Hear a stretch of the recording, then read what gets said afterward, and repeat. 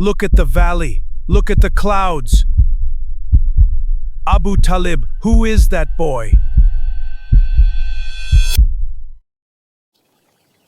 By the time he entered his uncle's home, loss was no longer new.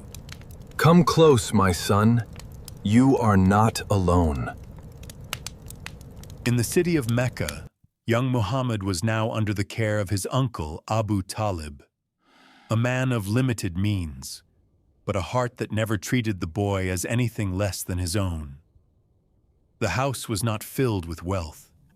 Food was shared carefully. Responsibilities were many. But within those walls, there was dignity. And the boy who had lost so much began to grow, not in comfort, but in strength. As he grew, he did not remain idle. Like many in Mecca, he began to work. He became a shepherd. He walked the valleys beyond the city, guiding flocks beneath the open sky, day after day, under the sun, across the quiet hills. You walk too far from the others! He prefers the quiet. He did not argue. He did not answer.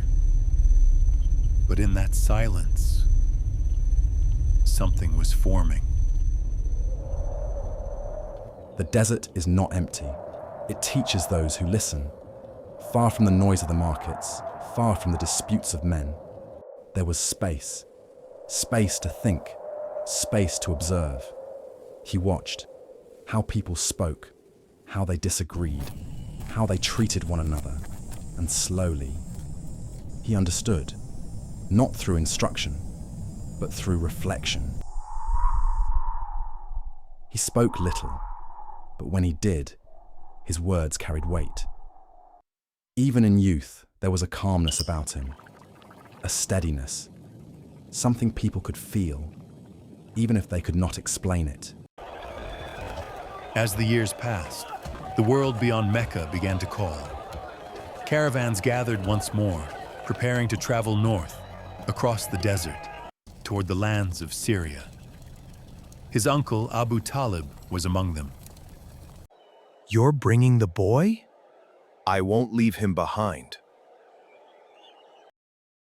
And so, into the vast northern lands, he left the valley of Mecca behind. The journey was long, days of burning heat, nights of biting cold. The caravan moved steadily across the land, My friends, the stars guide us. carrying goods Let this fire warm our and stories. He walked among merchants and travelers, listening more than he spoke. He watches everything. And says very little. Those are the ones who understand the most. The boy who once observed a city was now observing the world. Along the journey north, the caravan entered a world of ancient stones, a land where other faiths were practiced. In a quiet monastery bordering the desert, a monk named Bahira looked out at the horizon. He was a man who had spent his life searching the old scriptures for a promise. But on this day, the answer was not found in his books. It was written across the sky. Is the boy over there yours? Yes. Can I speak with you in private? This boy can't be yours. His father shouldn't be alive. He is my nephew. His father died before he was born. This is no ordinary boy. Look at the trees. Look at the clouds. They prostrate to no one but a prophet. I have seen the seal of prophecy between his shoulders. What do you mean? I don't understand. Guard this boy well. Take him back to Mecca. Hide him. If the people of the book or the Romans recognize what I have seen, they will stop at nothing to reach him. The warning was clear, and the danger too great. Shaken by the monk's words, Abu Talib refused to take his nephew any further into foreign lands. We are going back to Mecca.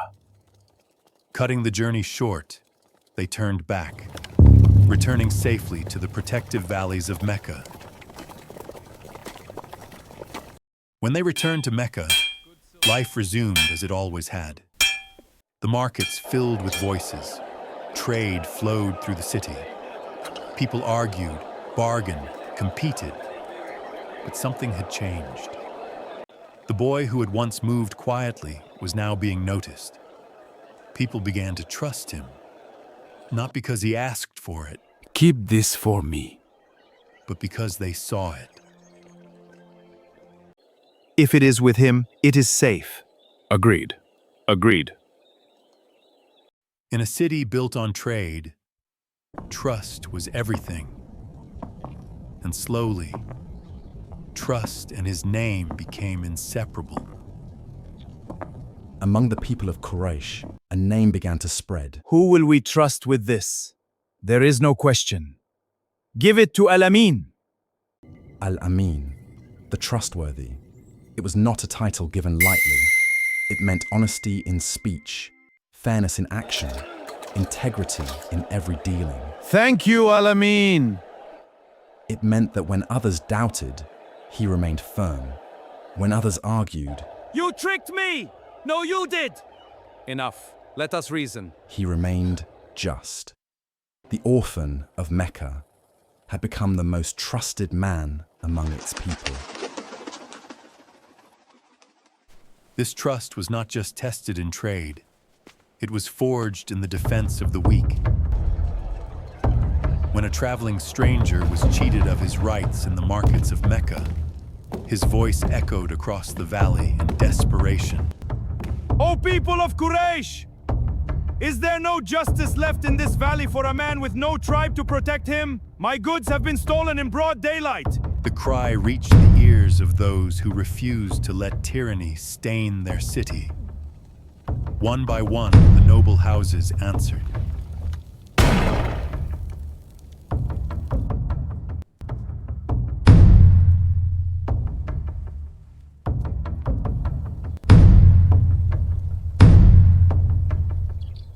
They gathered in the house of Abdullah ibn Jud'an, and together they swore an unshakable oath, a pact to stand as a wall between the oppressor and the oppressed. This alliance for justice left a profound mark on his heart. Years later, long after the call of prophethood had transformed the world, he would look back on that night in the house of Abdullah ibn Jud'an and say, I witnessed a pact in the house of Abdullah ibn Jud'an with my uncles that is more beloved to me than a herd of red camels. If I were called to it today in Islam, I would surely respond. Years passed. The shepherd of the desert, the observer of men, the silent thinker, had become someone others relied on.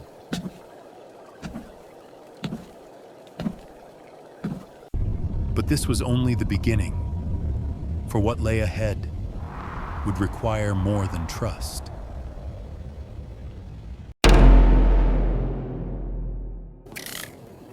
In Mecca, trade was power.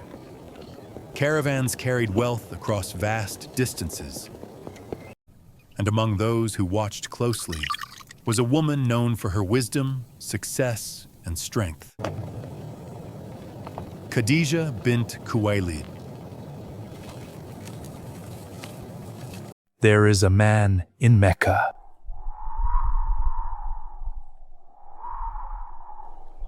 What is he known for?